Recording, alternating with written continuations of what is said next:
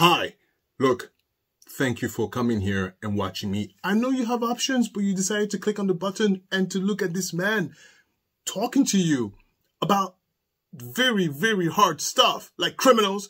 But thank you. Thank you so much. Now, this is for those who can and who are able to do more. You have options in the description below if you wanted to support the channel. Pick one. If you cannot find one that suits you best, then you can easily donate to the channel's personal support page at Buy Me a Coffee. Listen to me. Whether or not you do that, by you watching till the end, liking, subscribing, interacting, and commenting, and all that good stuff helps with the algorithm, and it helps me out a lot as well with YouTube. Either way, no matter how you spin it, you're amazing. And by the way, I don't know how your weekend was. Absolutely freezing. Listen, I thought I was in the North Pole. It was unbelievably cold. Okay, so a lot has transpired since the last time I spoke to you about Bryan Khoberger. And rightfully so. But, very big but, there's a lot of murk that you kind of have to sift through, and that's why I'm here. I'm going to walk you through a chronological order of process. And that's going to help us create a very clear picture of what is currently happening and what to expect next, moving forward. His trial date has been set for June, okay? So between this video and June, we might see very little extra because the courts have created a blockade of information for the simple reason that they don't want evidence to be tampered with. I personally suspect it's because the prosecution has used past social media stuff, past behavior stuff. I think the prosecution has something about him in the past that they really want to make sure nobody else gets to first, especially the defense. So, follow me along. And the first thing we're going to go back in time with is its first lawyer, the one that's not in Idaho, Jason LeBar. Let's first understand what he says, how he thinks, and then we're going to move forward from there up until recent scenes of events. If you're new here, my name is Alistair Nzekio, and this is my point of view. Let's go.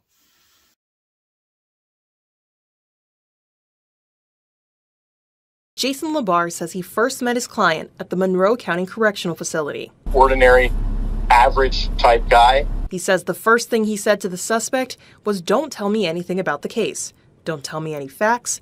That's information for your Idaho attorney." And then I explained to him, essentially the extradition proceedings. And he was very calm. He was aware of what was going on.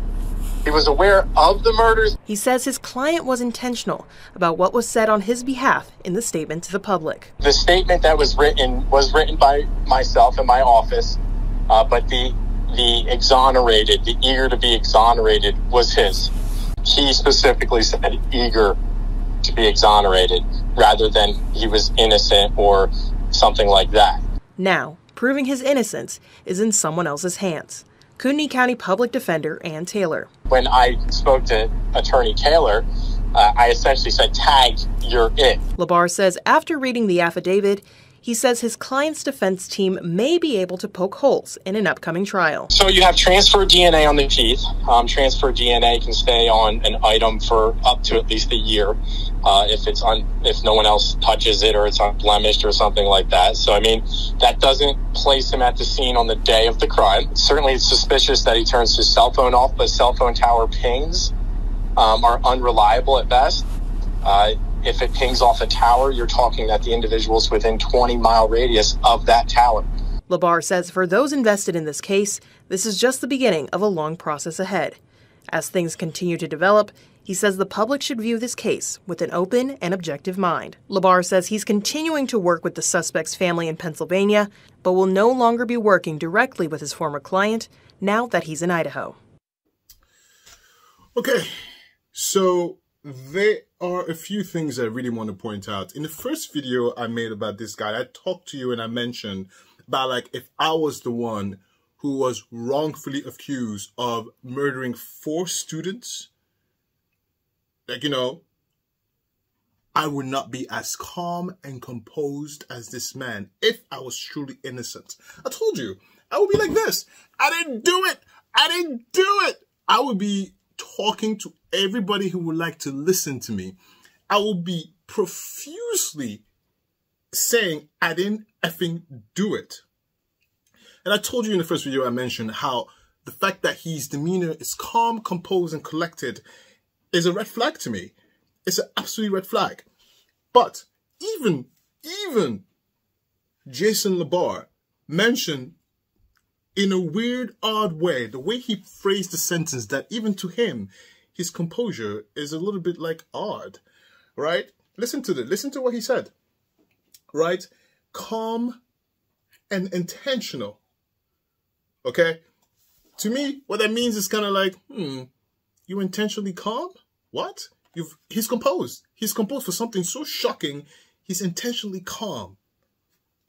Okay? The second thing he also said is that his client at the time, so Bryan Khoberger, said in his own word, I am eager to be exonerated. Listen to me very closely, okay? These two words, eager to be exonerated, are very big words. These are something you might say if you're nice, well, and composed and writing a letter. This is not words that we use if you are wrongfully, if you truly in your hearts of hearts know you're innocent. I'm not using eager and exonerated. Forget the vocabulary. Hi, I'm innocent. I didn't do it. I didn't do it. What? I didn't do it. What? Intentional calm? The lawyer will have to calm me down.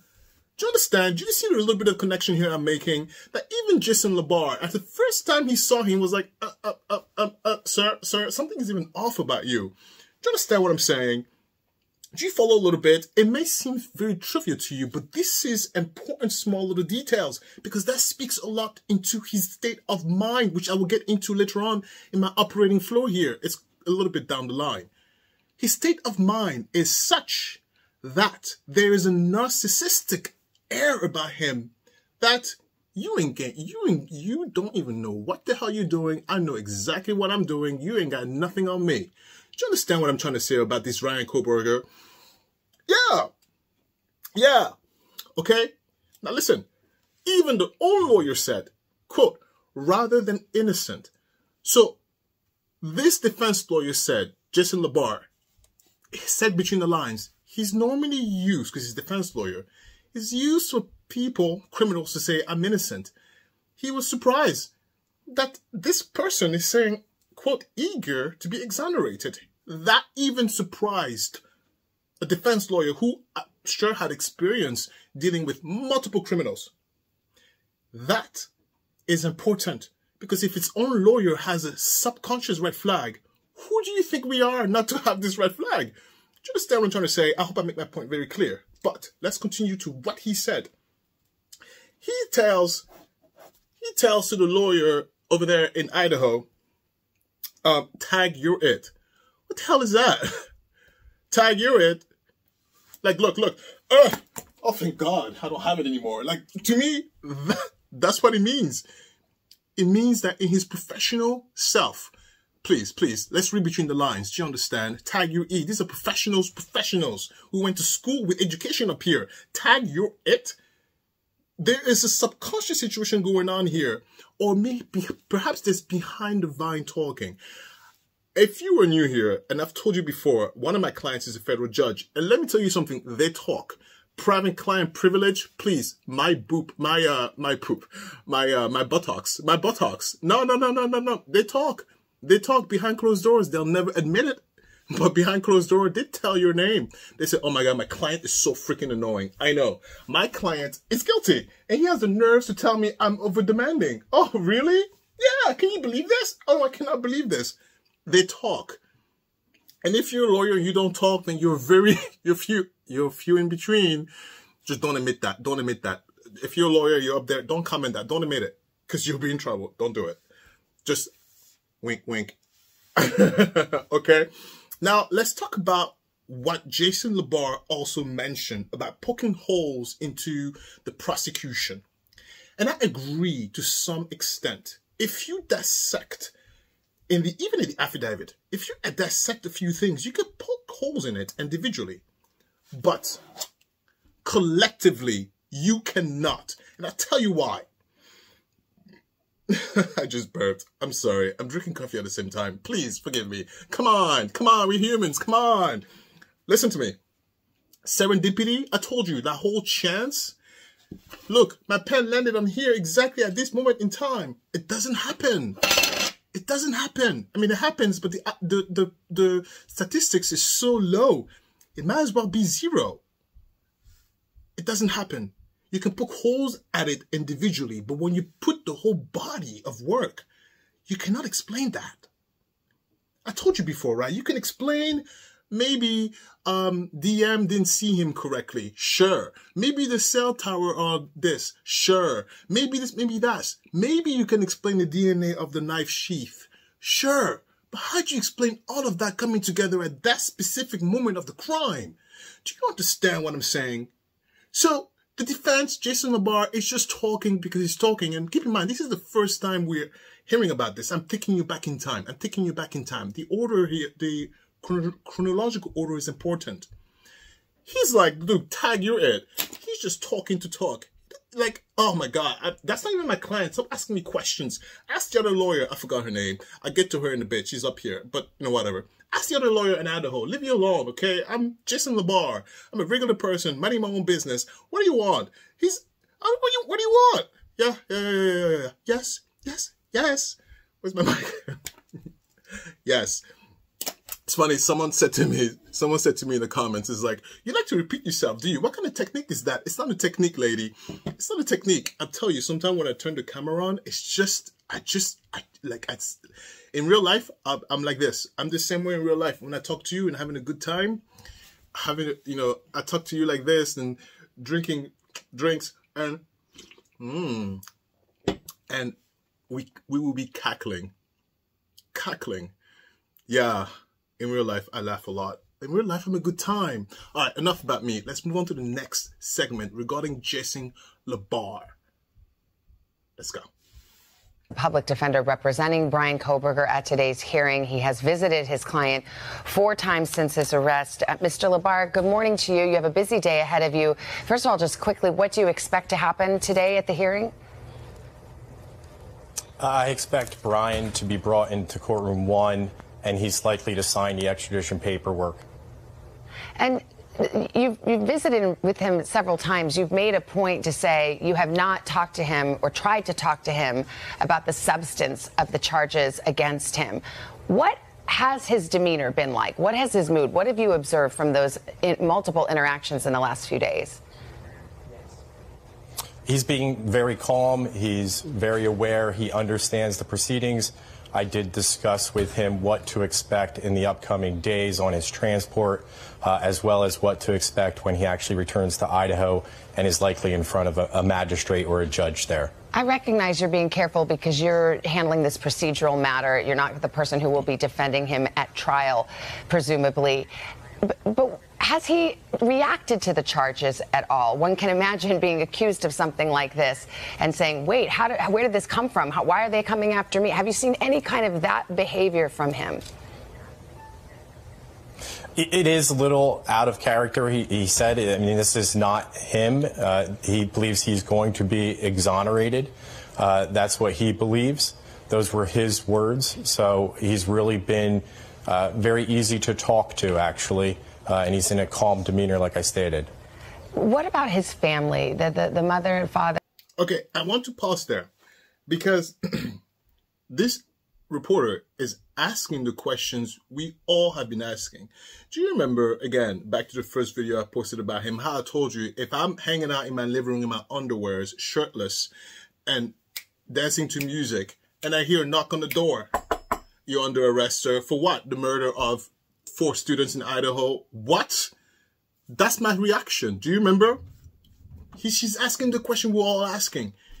That is not normal. And guys, listen to me very closely. Listen to me very closely. I know, look. Human beings, we are a product of science. Yes, we are. Yes, we are. If you drink bleach, you're probably not going to survive. Simple as that. Simple as that. Why? Because there's chemical situation happening inside of your body that will equate to you not surviving. Do you understand what I'm trying to say here? Is that there is certain things that is literally out of your control. You get accused of a crime of this magnitude with a death penalty over your head. You're going to have a cortisol surge through your body that is unheard of. What? I'm going to be put to death for something I did not do? What? She's asking the question we're all asking.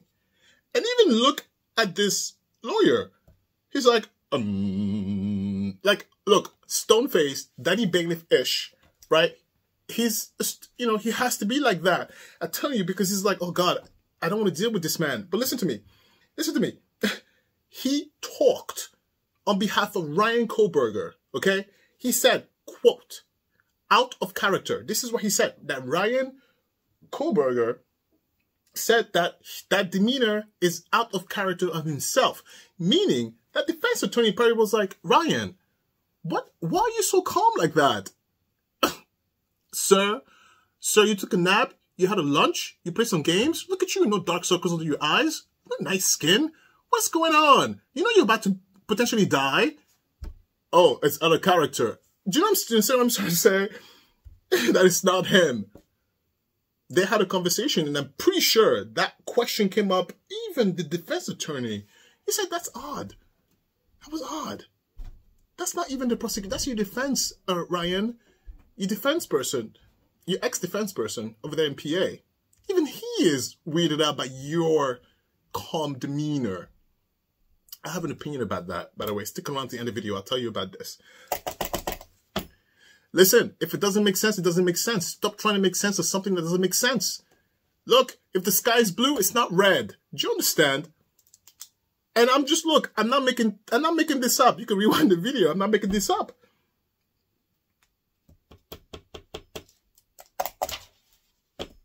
It's going to make all sense on my final thought. My operating flow today is on fire. Okay? It's on fire. All right? Flames. Let's continue. The mother and father, the sister, they put out a statement. What do they say about the charges against him and how they make, what they make of this in terms of the person that they know? They don't believe it to be Bryan. They can't believe this. They're obviously shocked. This is certainly completely out of character, the allegations, and really they're just trying to be supportive with the understanding these four families have suffered loss, so that they're sympathetic towards that, and that's why it should remain really private. And they don't want to try this case in the court of public opinion, and without knowing the facts and evidence. As of right now, they don't really want to comment on things. His father drove him from Washington State at the holidays back to Pennsylvania. I understand that was a plan that had been in the works for some time. They were also stopped by police a couple of times on the way, I think, for minor traffic violations. Do you believe that to be part of this larger investigation, or is that just a random coincidence? I believe it to be a random coincidence. I don't disbelieve that Bryan and Michael Khoberger would have made that story up. There's no reason. They have been fully cooperative when they did speak with police and authorities. I know there's some reports that there's no actual evidence that they were stopped in Indiana, but Mr. Khoberger, Michael, had definitely said that they were stopped twice in Indiana back-to-back. All right, Jason Labar, I know it's a busy day before you. Thank you for being with us. Okay. The reporter is asking the question we were all asking ourselves when we first heard about Bryan Khoberger being the probable suspect, right? Why is he acting all calm, collected, and well-rested, right? And number two, what does the family say about that? Because remember, at the hearing, when he first made his court appearance, his family stood by him when they were asking for a bail. Remember? They're like, the lawyer at the time was like, look, his family stood by him. Now, why was that question asked? It's because the information of the DNA found on the sheath of his knife was made public. Meaning you knew about it, I knew about it, mom and dad knew about it. Do you understand? So if mom and dad knew about it, and then we hear at the court, the lawyer who's like, mom and dad support him, it does not compute. It does not make sense. That's why we have those questions. Do you understand? And listen, Listen, in this country, everybody's innocent until proven guilty. But the court of public opinion, honey, don't play with that. The court of public opinion doesn't give a damn about what the Constitution says. Do you understand? Because if it doesn't make sense, it doesn't make sense. Look at O.J. Simpson. Do you think O.J. Simpson is not guilty? Exactly.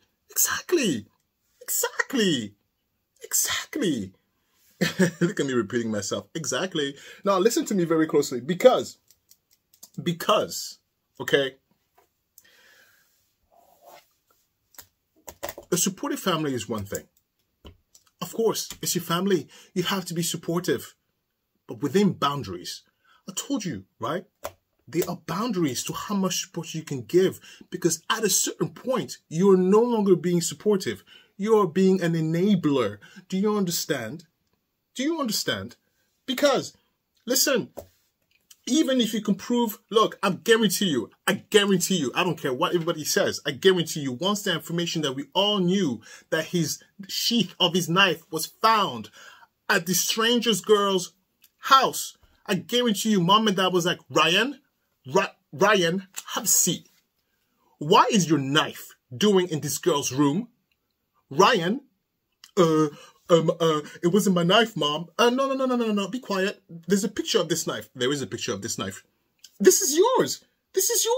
Do you know this lady's? No. So why is your knife in this young girl's room, Ryan? Think about that. You don't think the mom and dad didn't ask this question? Of course they did.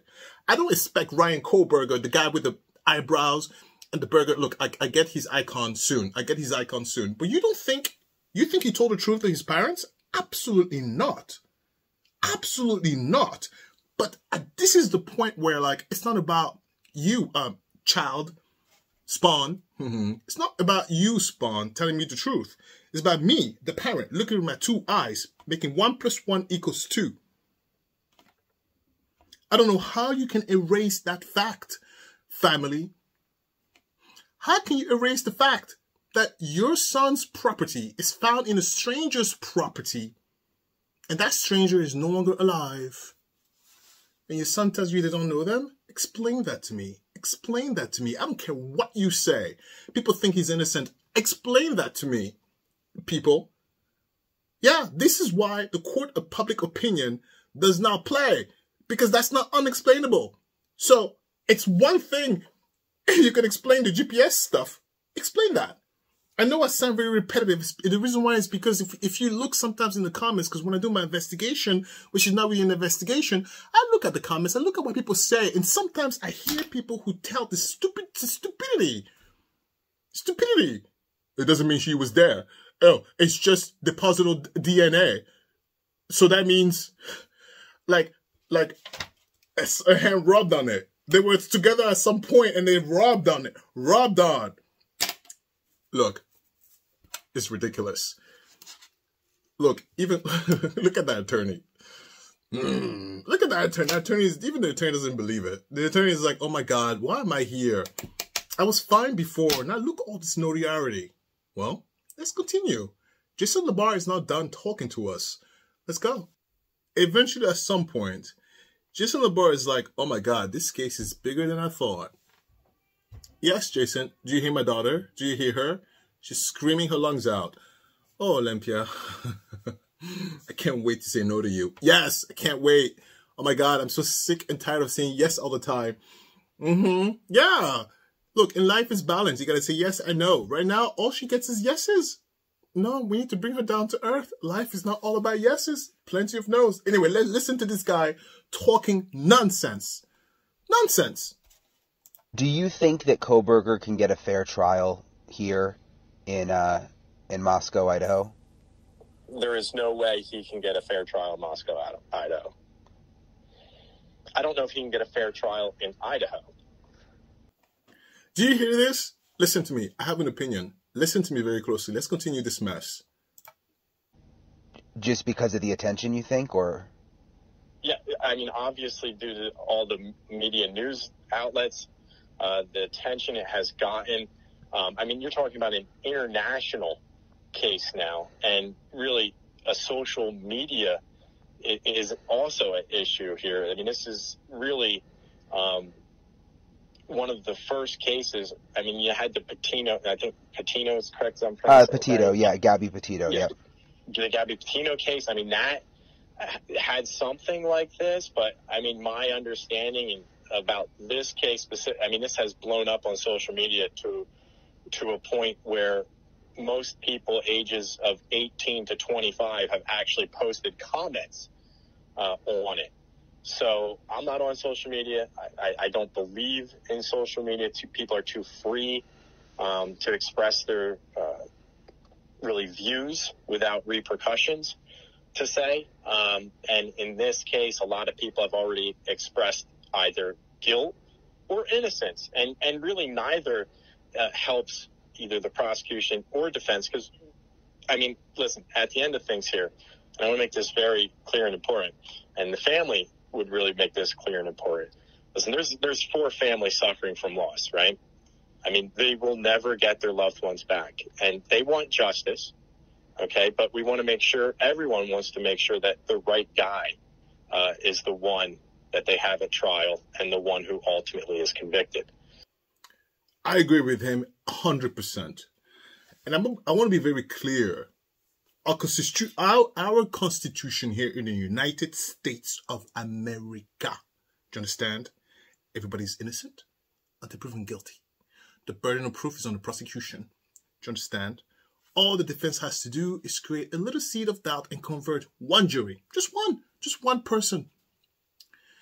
Here is why I believe this defense lawyer is complaining, even though he's not even on the case. He's complaining because the world is different. The world is different. Yes, social media, we're all interconnected. Criminals, if you're watching me, you think you can get away with stuff? No, someone's going to watch you. The world is different. This is no longer the 1918s, 1800s, where there's no lights. And you can kill someone and be like, oh, look, darling, what is that? Ketchup? Like, no, this is a different world. Did you understand? And so, a fair trial, who cares?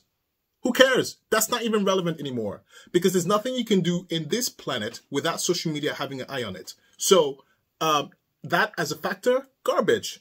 Garbage. Who cares? Do you understand? Who cares? Now, social media being a problem, who cares? You know why? I'll tell you why. Because people have a right to express. If they want to talk smack on social media, they can. They can. They can. That's why we have professionals. The court system, the lawyers, the judges, people who have jobs. That's their job to make sure that we stay on track with the facts. Look, I'm not saying I'm a great journalist, reporter, / whatever. I do my best to make sure I tell you as factual as I can. There is 100% sure that I might make a mistake somewhere. It could happen. That's why you're here to correct me when I can. And you know what? I welcome it. Yes, I don't know everything. Please, I don't have time to know everything. That's why we're a team here. Do you understand? And another aspect as to why he's complaining. That's why the courts have created a blockade of information to make sure just the right information come out and to make sure nothing just pokes holes into this blockade because they want to control. I guarantee you, the prosecution have something that they are using in their evidence bucket that revolves around whatever the court have sealed. It's above my pay grade to really start looking, but frankly, it's not for us to look. Do you know why it's not for us to look that hard? It's going to come out in June. It's going to come out in June. All of it is going to come out in June. Just patience. Just patience. And so him saying there won't be a fair trial, complete farce. The fact that we have access to social media does not mean we're going to get an unfair trial. These are professionals that are dealing on this case. And him saying this, he's using the same method that he hates, which is social media, to create seed of doubt in people's mind. He is contributing to the own unfair trial. No. What's his name? No, Jason Labar. No. 1 second. I need this. Whether that ends up being Bryan or not, I can't say. The evidence will ultimately come out at trial. But the important thing is that he's presumed innocent until proven otherwise. And just my last question, there's the hearing tomorrow morning, the status hearing, where they'll talk about the possibility of a preliminary hearing. It's my understanding the defense can waive that. Do you think there should be a preliminary hearing? I mean, if this was your case now, is that in his best interest? Well, I mean, my understanding is it is going to be a status hearing. I had watched the initial arraignment, and I know that his attorney Taylor had requested for a status hearing, but I believe the judge listed it for a preliminary hearing. So I was a little bit confused also, but I think it's been verified that it is just a status hearing tomorrow. And I absolutely anticipate there to be a very long preliminary hearing at some point, whether that happens tomorrow or in the future.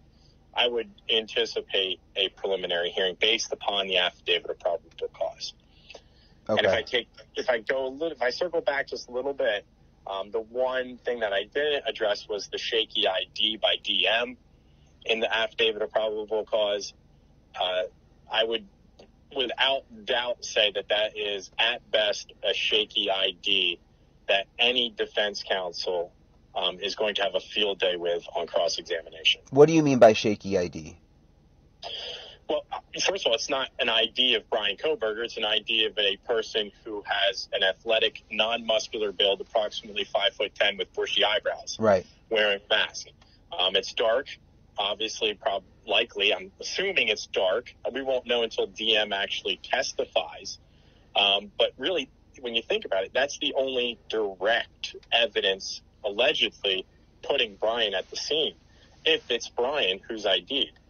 So certainly, I can't say that it's a direct evidentiary link to Bryan, and I certainly think once cross-examination occurs with DM, there's going to be real issues with even using her testimony. Interesting. Well, thank you. That was really helpful. Okay, listen. I need to make a thought right now.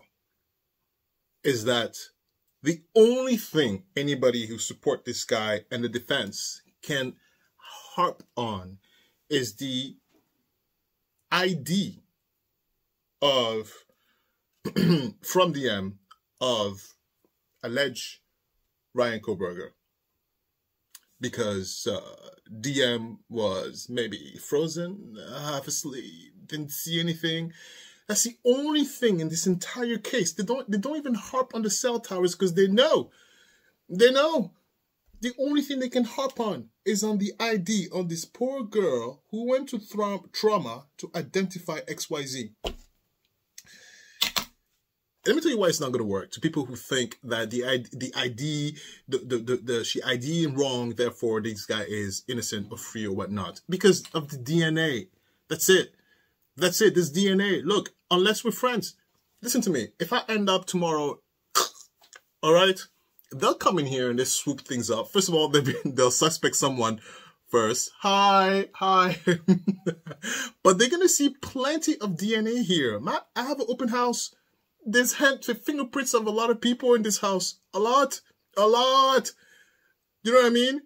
So, if this man, Bryan Khoberger, has never met or been in that house before, if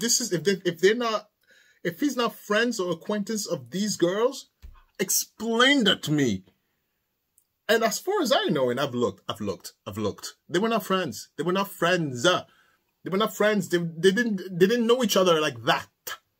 Certainly, he didn't know where they lived. Please, even if he knew he was not in that house, please. An argument is like, oh, stranger come in and out. Listen to me very closely. Strangers come in and out, but I know those strangers, at least an acquaintance, like I know of you. Now, I have an open house, but not just anybody can walk in. Do you understand what I'm trying to say? Bryan Khoberger had no connection or no reason to be in that house for any particular reason. So how do you explain the DNA? The only thing you have defense is what? That DM couldn't see because she blinked too much? Fine, she blinked too much. Fine, DM, go have a seat. Explain the DNA. That's my thought. Part one. Now I want to go into what Jason LaBar would do if he was on the case. And that will open your mind a little bit. as to what Ann Taylor, I think that's her name, the prosecutor now currently on the Bryan Khoberger lawyer, what she would most likely do. Lawyers talk, lawyers talk. I had an opportunity to obviously go through the affidavit of probable cause several times now. I looked it over carefully. It's a strong circumstantial case, but the evidence, when it's viewed individually, you can attack that evidence as a defense attorney. Now, again, we're just in the infancy of the case, so much of this evidence is actually going to come after the preliminary hearing time, although we don't know now with this 5-month delay what's going to be available. But if you take the DNA evidence that's recovered from the sheath, for instance, I believe that to potentially be touch DNA, transfer DNA, which would mean that it could remain on that sheath for an indefinite period of time if undisturbed. That's one way of attacking that type of evidence that doesn't put him at the scene of the crime the night of, just that he merely touched that sheath at some point in time. The ID by DM is obviously going to be contested at the time of the preliminary hearing. I don't believe hearsay is admissible in Idaho under the rules, so it would be likely that DM is going to testify at the preliminary hearing when it gets to that point. So cross-examination of her is going to be key in the case to possibly get even more holes as far as the identification is concerned. So let me ask you, you think it's a strong circumstantial affidavit, but did you see anything else there? I mean, you said you saw places where it could be attacked, and right now it's words on paper. That's all we have to go on. Right. And there's no direct evidence linking him other than that transferred DNA on the sheath. The idea, as I stated already, isn't complete 100%, oh, it's Bryan Khoberger. The white Elantra can't be determined to be his white Elantra. I mean, there's circumstantial evidence indicating that it could potentially be his white Elantra, but there's certainly not direct evidence. They don't have direct evidence that he's driving the white Elantra. They're using cell phone pings, which we all know as defense attorneys aren't GPS location coordinates. If it was GPS location coordinates, you're talking down to a meter as to where Bryan Khoberger was at the time of these crimes. Whereas a cell phone tower ping is that you're within a radius of that tower up to 20 miles. And obviously, Mr. Khoberger lived within 10 miles of the University of Idaho where these crimes were committed. So certainly he could ping at any moment in time near the actual crime. Jason, you were his attorney maybe for 4 or 5 days, something like that. How do you keep in contact with his public defender out there in Idaho? Or are you just kind of done and observing this? I'm merely done and observing and really viewing everything objectively, because I was really working in the dark and blind when I represented Bryan. The affidavit of probable cause wasn't even available to me, so I couldn't even discuss the affidavit, even if I wanted to, with him, because really I didn't want to, because I didn't want to reveal anything about the case that would be specific to the facts and circumstances with him. He's a smart guy, obviously, PhD student, 28 years old. He seems very attuned to what's going on. Yes, he understands his rights. We would expect that he would. How involved was he in, the aspects of what the extradition hearing was going to be? Obviously, we know that was a formality, but how interested was he in, being a part of what was going on? Or was he letting you take the reins? I know that, he was involved somewhat. Is that right? And talking about that statement that you put out where he said he wanted to be exonerated. Yeah, I was able to talk to Bryan over the course of the 5 days for approximately 4 hours total. He was engaged with the conversations. He was aware of what plans I had, and he was good with everything that I laid out for him, including the statement. The statement of him being exonerated implicitly meant that he was innocent of the crimes. He used the word exonerated. That's why we put that in the statement. He wanted me to reach out to family, stay in contact with family, which I did to keep them abreast of the situation. Really, he was just aware and willing to cooperate with me. I didn't have too many issues speaking with him, if any at all. He was obviously, as you said, intelligent, PhD student. It's much easier to talk to him than many of my clients that I have. It was a nice change of pace for me. Okay, so that's important. I wanted us to hear the fact that, you know, obviously he's a PhD guy, smart guy. By the way, just because you have a PhD doesn't mean you're smart. My father had a PhD. Look where he's at now. Stoop. Hi, Dad. I know he watches. In tuned and involved. I'm sorry. If you were, like, listen to me. Listen, this is what I mean sometimes. If it doesn't make sense, it doesn't make sense. If you were accused of a crime of this magnitude, I don't care even if you are a lawyer yourself. What?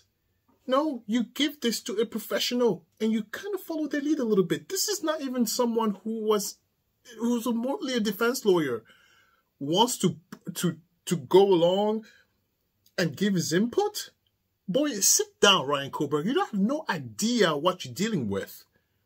But no, it's because he believes he is smart enough to get away with this. There's an air of narcissism with him, even on the actions that we don't see. And it's important that we recognize that, because I'll tell you why again.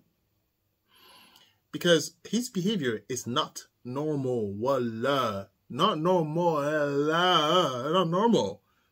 You will not act like this unless you're not normal. No, you will not act like this. I guarantee you will not act like this. Nonchalant. Thumbing your nose at the law. What? Let's move on to his state of mind. That's important. Okay, so we understand a little bit what the defense is going to harp on and where they're going to go.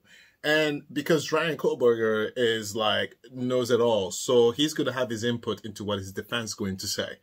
Well, let's go. Let's see what that's going to turn out. But I want to point out to the what the New York Times uncovered, what he posted publicly, right? If you try to go look for it, you won't find it. And I believe it's because there's court involvement to make sure we don't see too much of it. You have to look very hard. And so I didn't want to look that hard because I'm not a journalist, you understand? I didn't want to look that hard, but let's go through the few things I was able to capture. Disturbing, by the way. This was posted by him when he was a teenager, okay? He felt no emotion and like a sack of meat.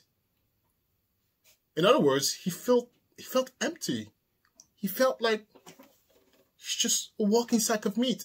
By the way, the human body is mostly water, so it's a walking sack of watery meat.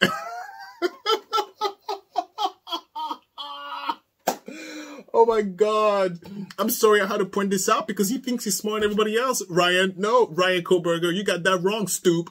No. The human body is mostly water, so you got that wrong. Your meat that you're talking about is mostly water. So you're a walking sack of water filled with meat.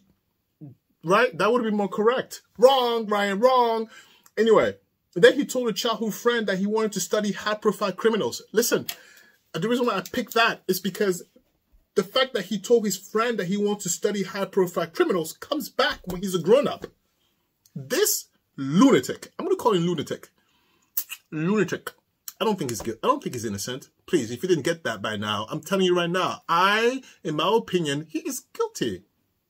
This lunatic already had weird ideas about weird things. And he carried through as a grown-up. As a teen, I want to study high-profile criminals. Now, look, as a teenager, I thought I was going to be a billionaire. Look where I am now. Oh my God. Completely irrelevant, but whatever. Listen, let's continue.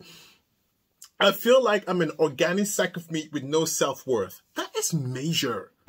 Major. That's a major statement. At age 16, what? Mom and Dad, where are you? Look, don't blame them because they're busy working, paying taxes. Please, Please, these teenagers, they hide a lot of stuff from the parents. It's not the parents' fault. Listen to me, leave them alone. As I hug my family, I look into their faces, I see nothing. Is it like I'm looking at a video game, but less? Do you understand? As he hug his family, he feels less than playing a video game. His family means nothing to him at the 16-year-old, right? He gets no emotions. Not even anger. Listen, at least if you feel anger, at least that's an emotion. That's good. That's good. Are you angry at me? Oh, thank God. Thank God. It's when you feel nothing. People who feel nothing, indifference is dangerous. Because indifference, you can kill. You can kill without a thought or a second thought. Mm-hmm. Yes. Yes. If you don't know, I have experience with people. I have experience with psychopaths. What kind of experience, you say? I've been in places where they were. I'm not going to give you too much details. I don't have permission to tell the whole story. Scary, chilling. Even the way they look at you, it's like, it's scary. It's scary. And I've also seen people in state of psychosis. My God, scary. I'm like, what's going on? What's happening? Please. The fact that he even said that, he wrote that on paper, tells me there's a little ounce of some self-awareness there that's like being eaten alive by this feeling of indifference. Chilly. But listen to this. A decade later, a decade is 10 years. I know you know this, but just in case you don't know, leave me alone. A decade later, he's feeling depressed and distracted by the constant thought of self. Listen, that's a decade later. He's still haunted by his feeling of in his teenage years. As far as I'm concerned, he's from a very stable, loving family. Now, we don't know if he is a product of abuse. We have no idea. This is basically based on what the crumbs we could collect from his social media stuff. Nothing as do is enjoyable. That is major. Listen to me. Boys, girls, children, grown-ups. If you see someone talk like this in real life, please say something nice. Say something nice or bring to the attention of someone. Just do something. I'll tell you a story really quickly. So, I'm a gamer. I play video games. And someone talked like this on Discord. And look, you have no power to do anything. But let me tell you something. You sent a private message. Hey, I don't know what you're going through, but I just want to say that you're awesome. You're awesome. You thought it was weird. That was like, what the hell's going on? But you know what? At the end of our game, he was like, oh, thank you for saying that. I was like, you're so welcome. It cost me nothing. It cost me nothing to be nice and say something nice. You witness this. Say something nice because you don't know what you might affect later on. Look at that. Nothing I do is enjoyable. That is major. What you mean nothing you do is enjoyable? That is depression right there. Okay, honey? Look, I am blank. I have no opinion. I have no emotions. I have nothing. Can you relate? What? We all been through a situation like that, right? Wouldn't it be nice if we hope that someone just extended a hand or a finger, like a pinky? Hi, like a little bit. Yeah. Oh, guys. Like looking back, this is a troubled teen. This is a teenager with issues. Then, listen, there he goes. I could do whatever I want with little remorse.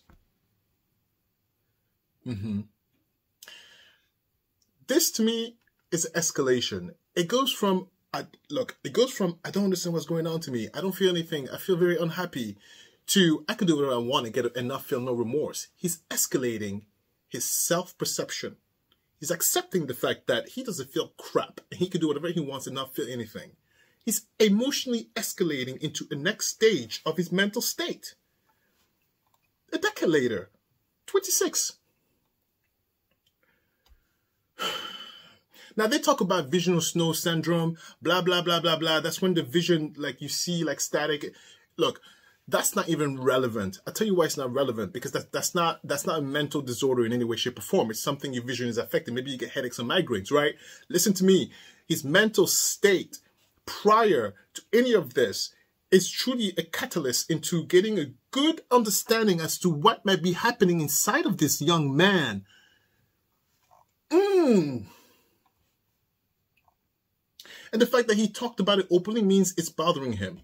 There's something in him that says this is not normal. And it's making him talk, maybe not out loud to his family, but it's making him talk and reach out, but nobody has reached in. Look, he was basically to the point where he was neurotic about it. That means he couldn't stop talking about it. He was heavier. He was bullied. You know, like, he was bullied. He was bullied. You combine that with his mental state. You combine that with how he might view himself. You combine that with the riddle and doubts of a teenager. You combine that with all this stuff combined together, and then click, you become someone. Do you understand what I'm trying to say? That's his mental state prior. That's his state of mind. This is who he is, allegedly. This is now. He is walking around accepting the click. And now he is Bryan Khoberger. Okay? He's accepted who he is. He goes through life as the person he believes that he is. Whatever that is, that's for him to know. But it doesn't change the fact that what he did is what he did. His actions. Look, this is his actions. He went to school, studied criminology, studied all of that. Studied everything that he was thinking he might be. A criminal. Thinking everything he has interest in, which is studying the mind. Hold on, my notes. Studying the mind of high-profile criminals. He's interested in that. He said that. He said that when he was a teenager. So now, as a young adult, with some freedom, he studies what he always wanted to do. Study criminals. So what does he do? He makes an ad. Look at this ad. Let's read through it together. Research participation needed. Hello, my name is Bryan. I'm inviting you to participate in a research project that seeks to understand how emotions and psychological traits influence decision-making when committing a crime. In particular, this study seeks to understand the story behind your most recent criminal offense, with an emphasis on your thoughts and feelings throughout your experience. In the event that your most recent offense was not one that led to a conviction, you may still participate. Additional surveys are included after the open-ended section as the best to understand your unique traits. The study should take about 15 to 20 minutes to fully complete. Your identity and all answers provided are completely confidential, and the link in the survey is also an anonymous link. This research has been approved by the DeSales University IRB, blah, blah, blah, blah, blah, blah, blah. Listen to me very closely. First of all, if you're a criminal and you see this ad and you apply, you're an idiot. You're an idiot. You're an idiot. What? Give me your first name, last name, the crime you did, where you did it, how you did it. Oh, really? I robbed the bank. I did it yesterday, and it was Bank of America. Yes. You're out of your mind. If you're a criminal and you saw this and you applied, you're an idiot. So I'm really wanting to see who applied to this stupid ad. That's one. Two, to go back to the subject at hand, look, he has committed himself that this is who I am. This is what I want to do. I am weird, and I like criminology, and I am the way I am, and I feel the way I feel. So therefore, I'm going to go all in and compare and contrast how I feel with other criminals and how they feel. It's right there. It's right there. I don't have to think so hard. It's right there. Listen, if it's on the wall, it's on the wall. Stop trying to make stories that doesn't exist. He wrote it. He wrote it. It's right there. He is looking to study himself. And as exhibit, he's looking forward to other people who's done crime and see where he falls in that basket. Fascinating. Now, honestly, all jokes aside, absolutely fascinating. There is a level of self-awareness that is chilling. Chilling. This is a competent person. Please, there's no insanity here. Very competent. Cause and effect. Analyzed. Yes. With a goal. He has an operating flow. He knows exactly where he's going, and he knows where he started, and he has an end goal in mind. What that goal is, I don't know. We don't know. Clearly, this was a self-experiment. Scary, scary. What? Look, we all been to college, and you know sometimes in college you do weird stuff. You go home with weird people, you do weird stuff, and you wake up in the morning, oh, I'm alive. Yes. Oh, honey, I'm so glad to be a grown-up out of this danger zone. Scary. Listen. Let's tie it all together with what CNN says. Okay? Today, we're getting new and disturbing insights into the mental state of Bryan Khoberger, the PhD criminology student accused of murdering 4 University of Idaho students. The New York Times has uncovered online posts from his past that paint a picture of an isolated and depressed teenager. In one post, Khoberger writes, "I can say and do whatever I want with little remorse." And in another, "As I hug my family, I look into their faces. I see nothing. It is like I am looking at a video game." Khoberger is currently being held on 4 counts of first-degree murder and the fatal stabbings of Kaylee Gonsalves, Madison Mogan, Zaina Kernodle, and Ethan Chapin. Joining us now is CNN Chief Law Enforcement Analyst John Miller and retired FBI profiler Kathy Canning-Mello. She's also an instructor of criminology at the University of North Carolina at Wilmington. Kathy, let me start with you first. How typical is it to learn that a suspected killer viewed their own life as it were a video game without emotion? I mean, when you hear about something like that, some of this starts to make sense. Yeah, absolutely. I find these texts really fascinating, and they give us some really, I think, important insights as to what Bryan Khoberger was feeling during his teen years, where he was experiencing a dark period, right? We have him addicted to heroin at the time.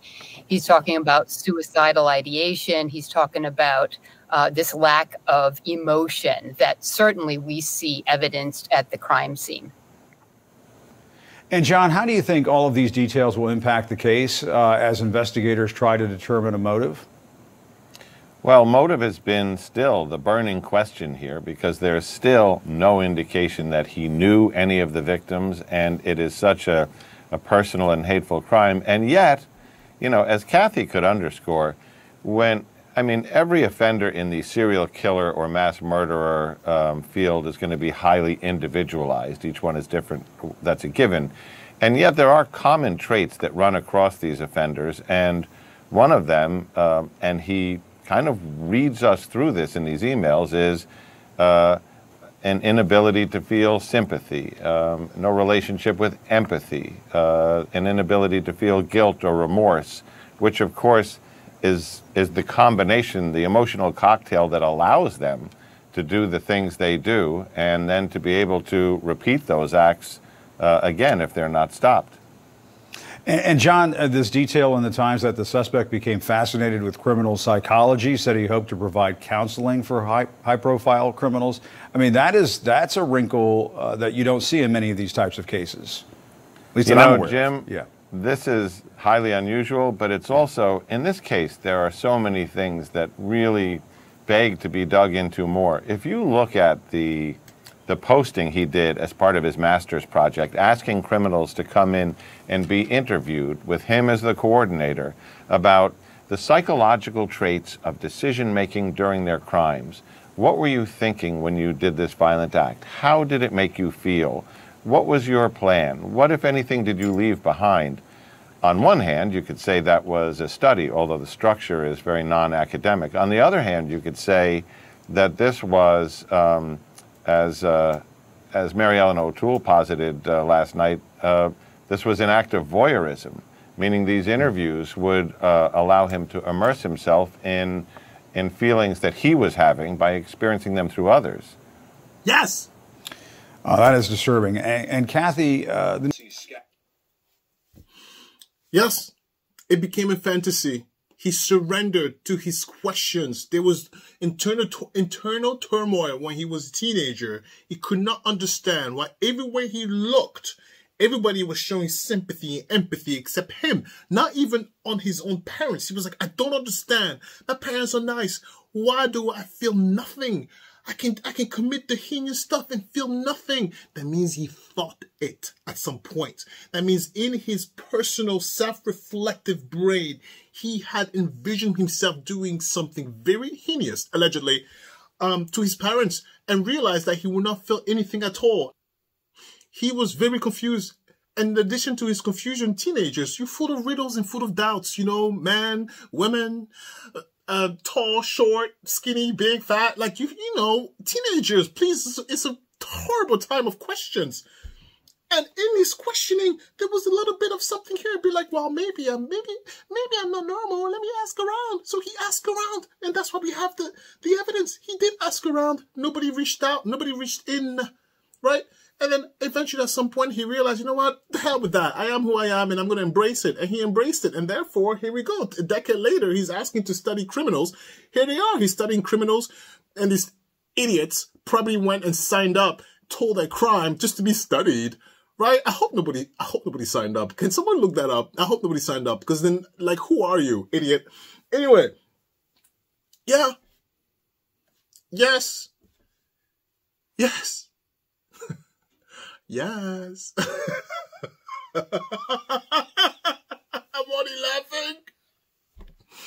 I'm only laughing because I know I'm repeating myself. I told you I cannot control it. It just comes out. It just comes out. And then I realize, oh wait, I just said that 5 times. Yes. And then I'm laughing. I'm like, yeah, I said that 5 times. But you understand what I'm trying to say? There is pattern here. And I'll tell you my final thought, what I personally think about something else about this man that is absolutely scary as hell. Oh. So, you know, teenager, young man, all young people do, they date. It's part of being human, okay? Recognized him immediately, and my heart just sank because I couldn't believe that. Like, I was face to face with this guy. Nurse Haley Willett says they met on Tinder in 2015 when they were both psych majors at Pennsylvania colleges. He took her to a movie, then insisted on escorting her to her dorm room. I was kind of afraid to say no, so I just let him come in with me. Then he did something she says she'll never forget. He kept trying to tickle me, and I would ask him to stop, or I'd say, what are you doing? And he would be like, I'm not tickling you. And he would get very serious. Creeped out by Khoberger, she came up with a clever ruse. I proceeded to pretend to throw up in the bathroom, hoping that, you know, it would gross him out and he would leave. Did it work? Yeah. He had messaged me on Tinder and said that he was leaving and that he had a good time and that he would message me later.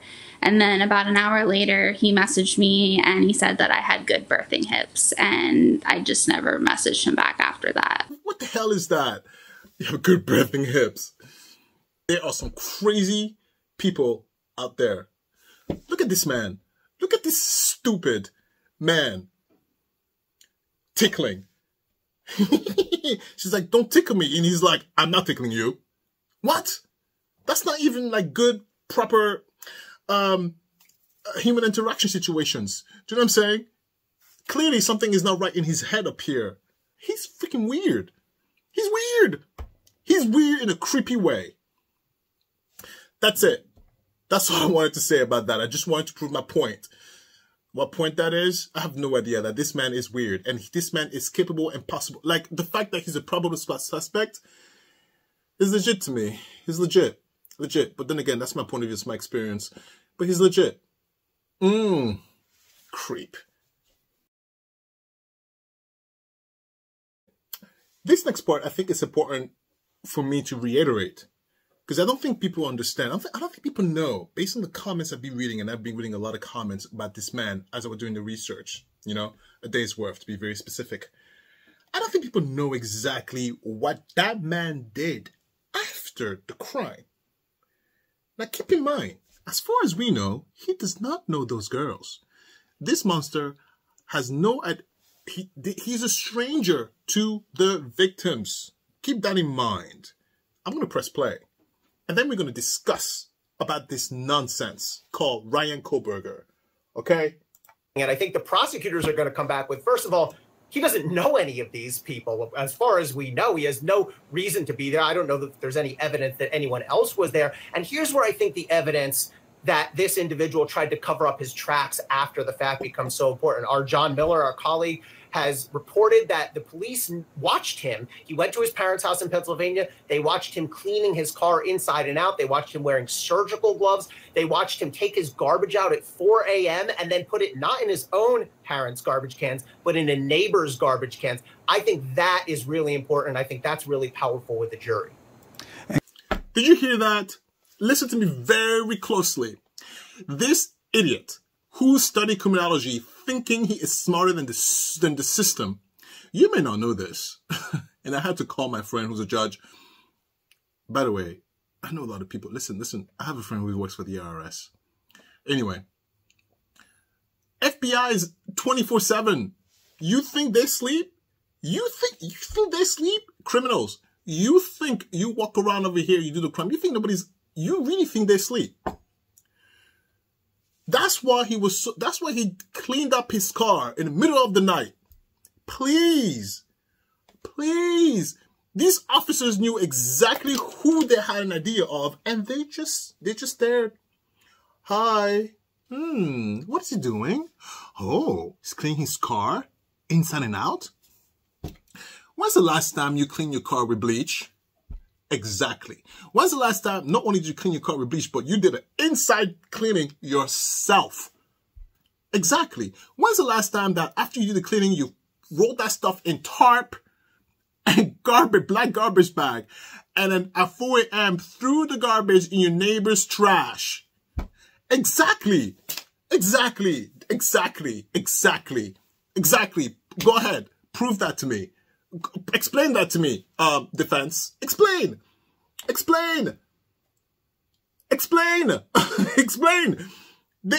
Look, if it doesn't make sense, it doesn't make sense. Do you know how infuriating it is when I read some people? I'm like, listen, look, 2 brain cells, just rub them together. Ta-da! 1 + 1 = 2. Do you understand? So infuriating. I'm like, really?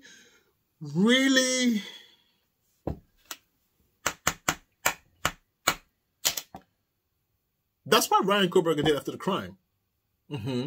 Yes. Oh. Let's talk about this sheath. Because honestly, that's what I'm going to focus on. This sheath, honestly, is the key to pinning him dead on. Do you understand? So, look, when I'm going to watch this trial in June, because we are going to do it, I don't care about anything else. Let's talk about this DNA and this damn sheath. By the way, sheath is a hard word for me to pronounce. My tongue is doing so much work. Sheath. Like my tongue and lips are working overdrive for something so silly as a sheath. Sheath. Oh, God. Okay, are you ready? Let's play. Prosecutors now say a knife sheath was left behind at the scene, and important DNA evidence was found on the button snap. The mysterious citizen sleuth also posted this theory. Killer parked behind the house, approached the property through tree line, entered sliding door. That matches what police now say actually happened. Former FBI Special Agent Jennifer Coffindaffer believes the mystery sleuth is Khoberger. They love to reach out to the media. They love to reach out to police and sort of taunt. And it's part of their narcissistic behavior, believing they are not going to get caught, even dangling these carrots, just almost edging people to catch them. You heard it from a professional, ex-FBI, former FBI agent. This is someone above my pay grade. And above probably maybe your pay grade. I don't know. Are you an FBI agent? Maybe you can give us some insight here in the comments. But yeah, listen, he's clearly a narcissist. Now, a psychopath are always narcissist. A sociopath are always narcissist. A narcissist is a narcissist. But a narcissist is not always a psychopath or a sociopath. But listen to me. I believe, no, that's my final thought. But listen to me very closely. Look, even the former FBI agent said, like, this man is being way too overconfident This is someone with a career and experience. They know more than me. And they say the same thing I'm saying. Now, if 2 people say the same thing, maybe. 3 people, maybe. But a whole state? Guilty, guilty, guilty. Oh my God. Okay, as a final thought, this is something that was very interesting to me, is that when I was looking at the defense lawyer and the way his mind was operating, and it dawned on me, like, you know what? It takes a special mind processing situation to be a defense lawyer. I don't think anybody can be a defense lawyer. Remember the first video I said, like, I couldn't be a defense lawyer because I'd be like, he's guilty. He did it. I'll be telling your business out there. I guess I don't have the mind to be a defense lawyer. I guess I'll be a good prosecutor because I'm like, I'm going to get you. Yeah. So I say this to say is that guy, what's his name? The first guy, let's see. His name is Jason Labar. Of course he's going to think the way he thought. Because he's a defense lawyer. That's where his brain is programmed to think. Huh. I think this may be the first sociopath or psychopath that we will cover on this channel. Fascinating, interesting, scary, uncomfortably scary. And I'm going to say allege. I'm going to put it on the edit. Anyway. Now, again, that sheath, the DNA evidence, it is on another level. I don't know how you explain your DNA is found in a stranger's house. How do you explain that? Look, we could talk around in circles all day, every day. We could talk in circles all day, every day. That DNA, explain that to me. What? He didn't drive the car. Okay. He didn't do the tarp. Okay. He didn't throw the garbage out in his neighbor's yard. Okay. He didn't know the ladies. Okay. They were friends. Okay. Explain the DNA to me. Oh my Lord. I try my best to circle around the DNA, but honey, I can't.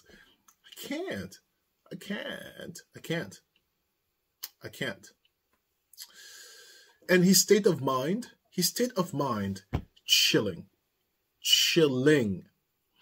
Especially the moment when his conversation to himself shifted from questioning himself to accepting who he is. Now, that is just eerie, cold, chilling. That means he is ready to embrace his weirdness, embrace his indifferenceness, embrace his desire to explore being a criminal.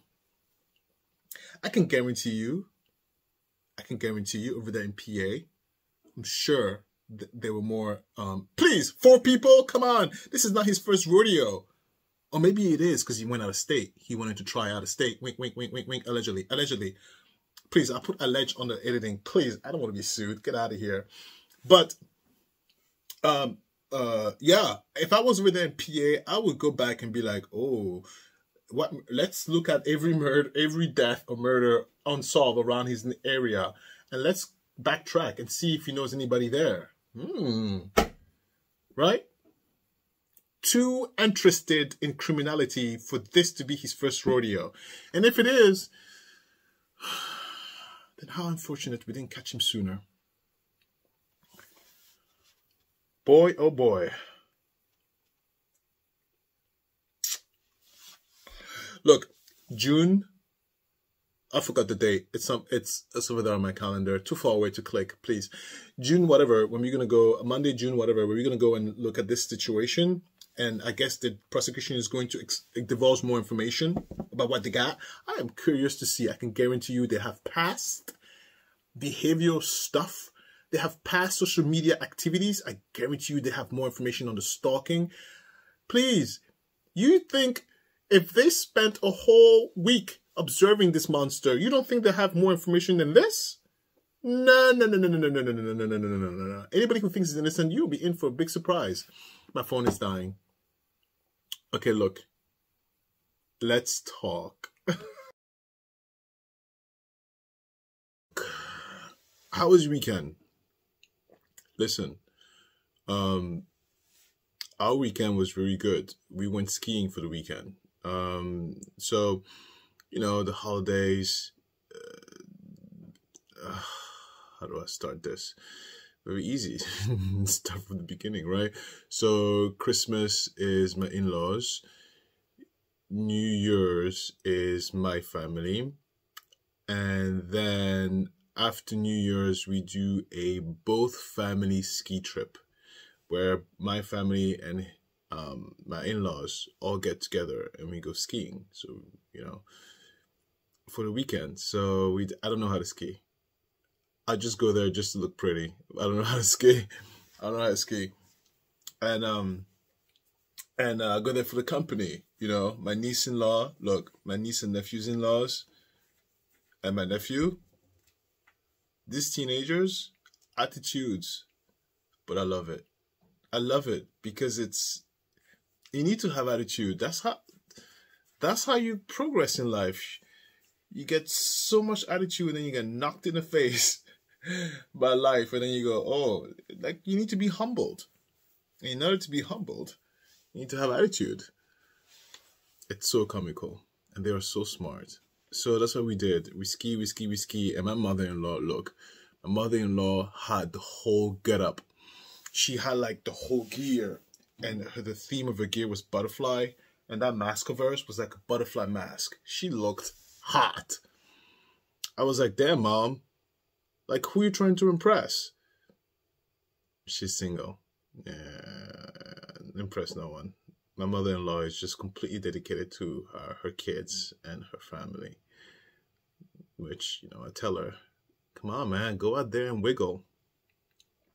She said, shut up. She tells me to shut up. So that's what we did. We came back, and here we are. Am I tired? No, I actually slept very well because there were a bunch of us, so other eyeballs were able to watch my kid.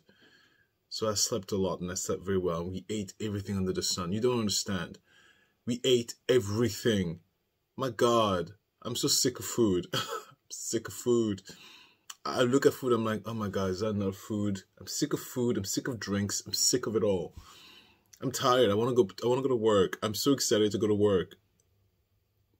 I mean, I've been working, but I'm excited to I'm done with the holidays. I'm done with vacation. I'm done. I'm excited with that. I'm done. No more interruption. I'm done. That's what I'm excited about. Finally. But